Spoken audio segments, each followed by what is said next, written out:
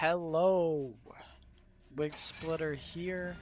This is mission 32, To Know Too Much, in which I must extract a CIA mole that apparently knows too much. For this particular mission, in between recording episodes, I was doing some side ops and I triggered a cutscene in which Quiet jumps into a I don't know, I guess a pit of acid in order to rescue the toy of one of the Mbelly children. And because of that, she is... Oh, never mind. Cool. Okay. She was out of commission, literally. Like, I went to a sortie prep. She was not available, and then I come back just because I wanted to customize my weapons, and all of a sudden, there she is. Okay, so I'm going to be using Quiet then. I was going to use the D-Dog, but I guess Quiet is available. Okay. Just trying to use her while I still have the ability to, because, I mean, spoilers. Uh, in a few missions, Quiet will no longer be available, so. Alright, let's get started.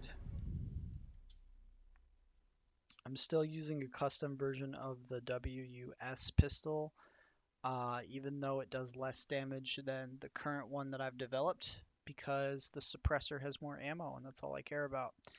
I have a level 2 suppressor durability, which means that most of my shots can be fired suppressed before, because you know the suppressor breaks before you run out of ammo, obviously. I think there is an ability to have like an infinite suppressor, but that, I don't even think you can unlock that, because I have the maxed out, like all of my stuff is level 70, so like I don't... Find and extract the missing CIA agent.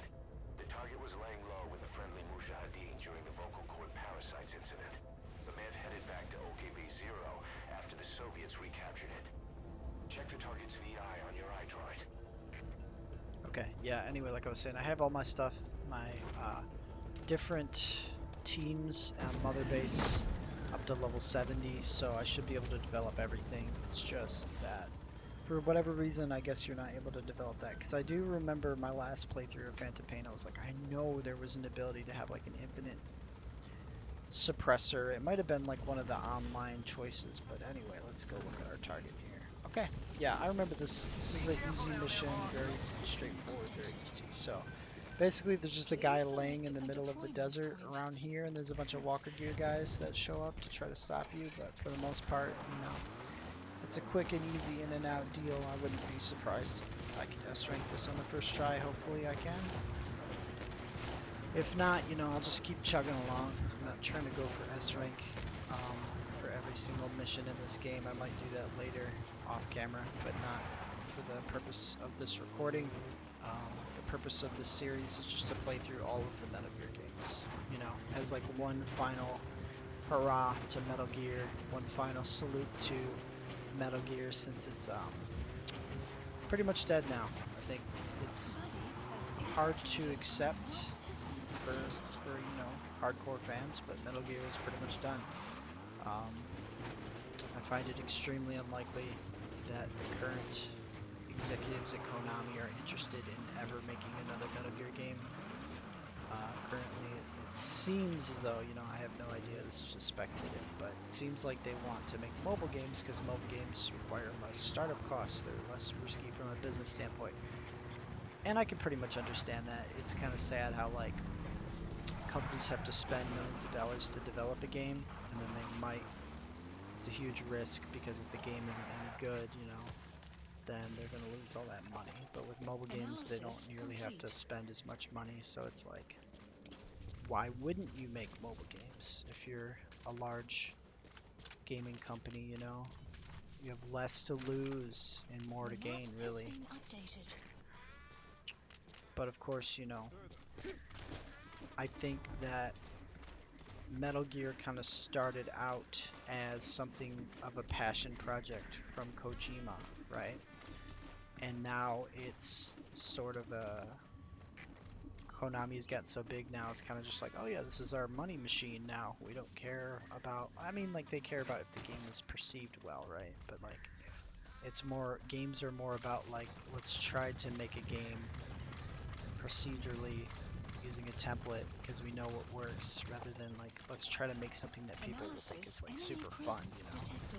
And in the process, you know, they're still trying to make the game fun, I guess. I don't know where I'm going with this. They're trying to make the game fun, but they care less about the player's enjoyment and more about whether or not the game is accessible to everybody and profitable, you know. And I think that that strategy doesn't always work because there's like a lot of indie games that are kind of getting indie games are getting a resurgence because indie developers care less about, you know, what Take a good look at their faces so we can ID the if the targets. game is like super accessible to everybody or if it's just like That's the target. Looks like we found him.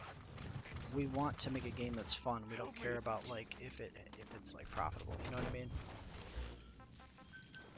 Please select and support They might see that helicopter, helicopter. but maybe I can get out of here quickly. Target extracted. Exfiltrate the hot zone It's box. just like the easiest freaking mission ever.